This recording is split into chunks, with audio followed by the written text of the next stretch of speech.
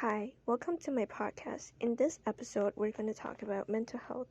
So many people think that physical health and mental health are two unrelated concepts. In fact, that is not true.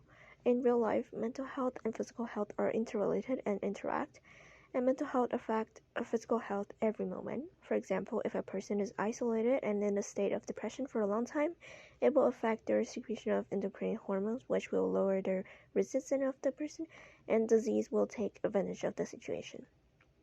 And a person who was physically healthy, if always suspect that they have some disease, will be depressed all day and finally lead to a real sickness.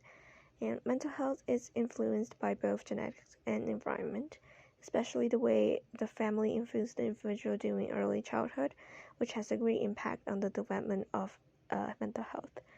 Mental health highlights the ability to maintain better communication or cooperation with other people in social production and life, and to deal well with various situations that occurs in life. On one hand, we should pay attention to reasonable diet and physical exercise, and on the other hand, we should nurture our emotions, open our mind, and avoid being in a tense emotion states for a long time.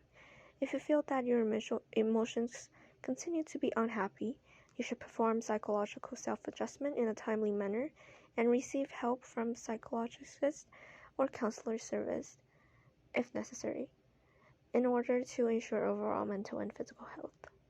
With the fast development of natural science and the advent of the information age, the society we live in also undergoing unprecedented changes.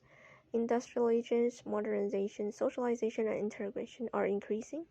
The pace of people's life is accelerating.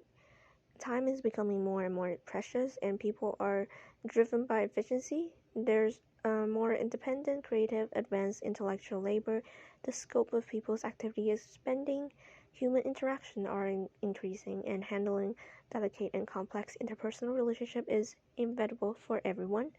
The intensity of various kind of competition is also becoming more and more enormous, and the differences in income and social status between people are becoming more significant. Each of us should be psychologically healthy, as mentioned above, but due to the psychological damage we have suffered in the course of our lives, the so-called average people in life are not actually at their human best, but only in sub-healthy state between optimal human state and sickness. We are actually a long way from what nature has given us the ability to do. Living in such complex and confusing environment require people have a high level of psychological quality to meet the requirements of the time and society.